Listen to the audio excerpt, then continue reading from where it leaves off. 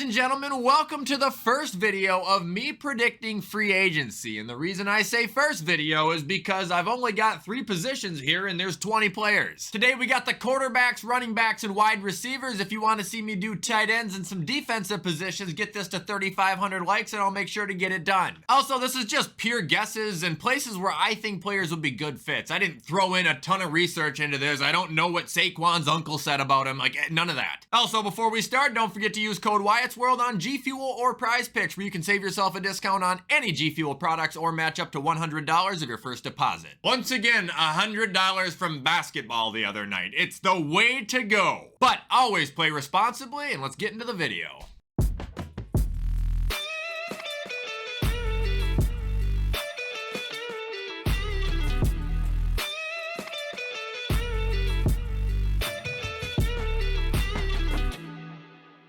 Alright, so kicking off this video, we're going to do the quarterback position because the quarterback position low-key sucks. I'm only going to be doing 4 of them in this video, and kicking them off is going to be Kirk Cousins, the best of them all. If you're asking me, I think he remains in Minnesota. He has stated that he is comfortable staying in Minnesota, and no matter what people want to say about contracts, he just had an interview where he said he has already been blessed financially beyond his wildest dreams, and it's not about money, it's about length and where he wants to play. So I think that they're going to get the job done with Jefferson extended, and Kirk Cousins will remain a Minnesota Viking for at least the next 2 seasons. Up next, we've got Baker Mayfield. He is another guy that I believe is going to stay put. He himself has said that Tampa Bay is the team that gave him a chance again, so they will be the first team that he sits down with and listens to and hears out. I think that there is mutual respect there, and Baker will sign an extension with the Buccaneers, whether it's just 1 year or more.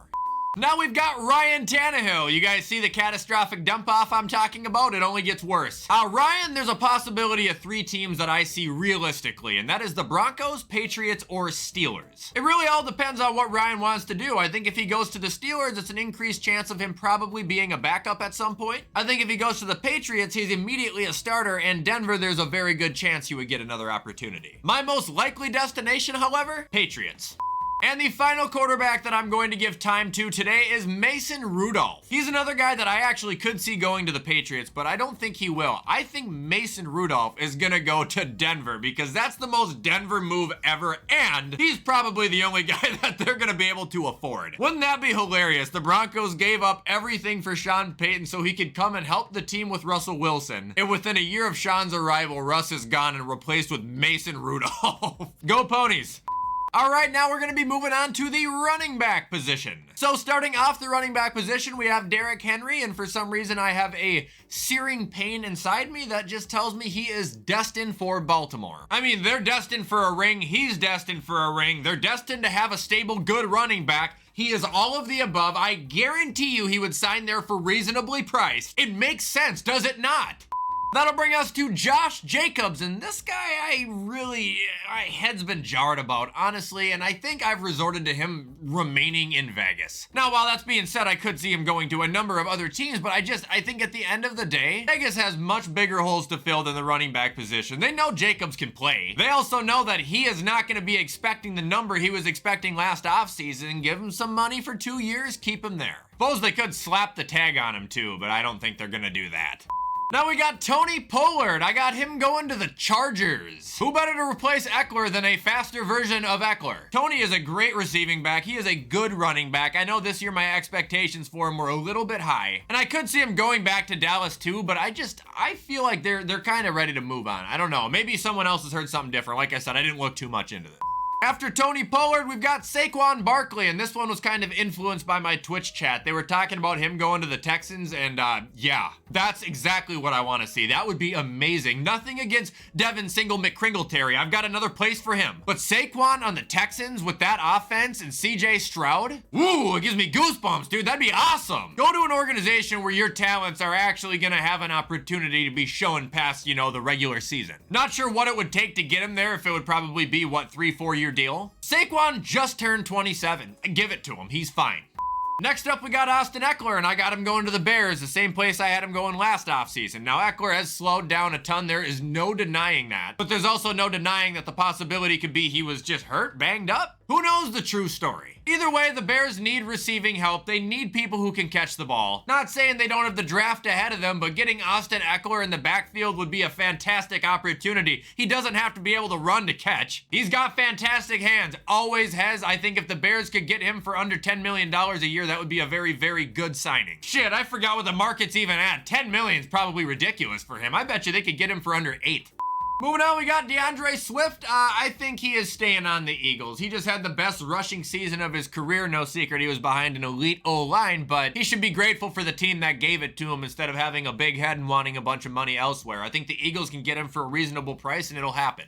Now we've got J.K. Dobbins. I like this one. You guys ready? Tennessee. Hear me out. Him and Tajay Spears, if he was healthy, that would be really good. J.K. is not bad. He's really productive. He's made of glass. He's the guy from SpongeBob. My leg! Or the guy that's all in a cast that his heart attacks put him to sleep. Like, that is Dobbins. But the problem with Dobbins, well, from what I've kind of noticed about his mentality, is the guy, he wants money, he wants length. He was asking for it from Baltimore when he couldn't stay healthy on the field to begin with, so he's probably going to be seeking that this offseason. And I think the Titans will be able to give him a little bit of what he wants with the most guaranteed playing time. And ending the running backs, we've got Devin Singletary. Oh, I hope I'm right on this one. I hope I am right. What do I do if I'm right? I gotta make a bet right now. What am I gonna do if I'm right? By the way, this probably isn't crazy. I'm sure a bunch of people have predicted it, but I'll get his jersey if he goes there for myself and one of you guys. I think Devin Singletary is going to the Minnesota Vikings. Dude, he would ball. He would ball out. He is not gonna want a lot of money, and this guy can do everything. He ain't big, but he can do it all. He can run, he can catch shit, he can block. He's a little brick house, man. I would love nothing more than for him to go to the Minnesota Vikings and with Kirk Cousins, take over the #1 spot, have Ty Chandler be the backup. Oh, it would be great. It would be glorious. So that's what I'm going with, and fantasies can happen.